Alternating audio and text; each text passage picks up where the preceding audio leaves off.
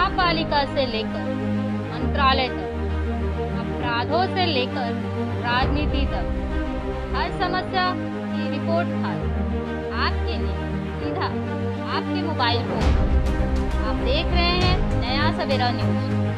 मतदारसंघासाठी मी निवडणूक निर्णय अधिकारी मनीषा साहेब आहे, माझी नियुक्ती झालेली आहे आणि या मतदारसंघासाठी आणि सार्वत्रिक निवडणुकीसाठी दिनांक 16 मार्च रोजीपासूनच आदर्श आचारसंहिता अंमलात आलेली आहे। लोकसभा निवडणूक या 25 ठाण्यासाठी आपला मतदान हे 5व्या टप्प्यामध्ये होणार आहे। 5व्या टप्प्यासाठीचा जो काही कार्यक्रम आहे ते निवडणुकीची अधिसूचना 26 एप्रिल रोजी प्रसिद्ध होणार असून 4 जूनला मतमोजणी होणार आहे। मधल्या काळामध्ये नॉमिनेशन नामनिर्देशनपत्र मागे घेण्याचा दिनांक त्याचे तपशील प्रेसमध्ये मी आत्ताच दिलेत, त्यामुळे 4 जून रोजी आपली ही निवडणूक प्रक्रिया संपुष्टात येईल। त्यासाठी आदर्श आचारसंहितेची अंमलबजावणी होण्यासाठी प्रत्येक विधानसभा मतदारसंघामध्ये आमचे फ्लाइंग स्क्वॉड SST ह्या टीम्स ॲक्टिवेट झालेल्या असून आदर्श आचारसंहिता राबवण्यासाठी आवश्यक ती कारवाई ती लोक करतात। त्यासाठी इलेक्शन कमिशनने व्हेरियस ऑनलाईन ॲप्लिकेशन्स देखील उपलब्ध करून दिलेली आहेत। तर त्या ऑनलाईन ॲप्लिकेशन्स तसेच कंट्रोल रूमच्या माध्यमातून देखील आम्ही नागरिकांची जे काही तक्रार असतील किंवा त्यांना काही फॅसिलिटेशन हवं असेल तर ते आम्ही करून देण्याचा प्रयत्न करत आहोत।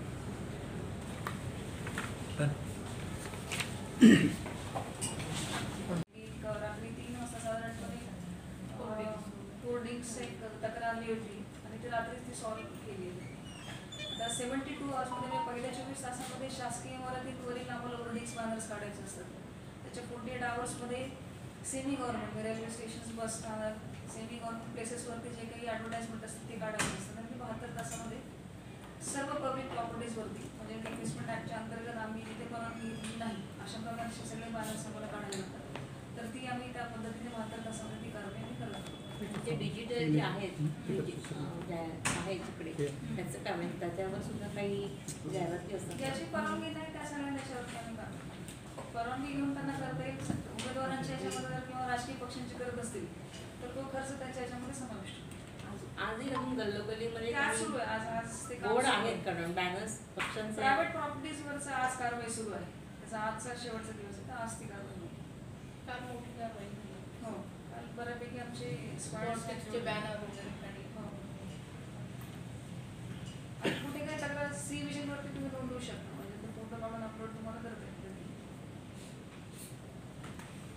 बातमी करायच्या आधी ते करायचं।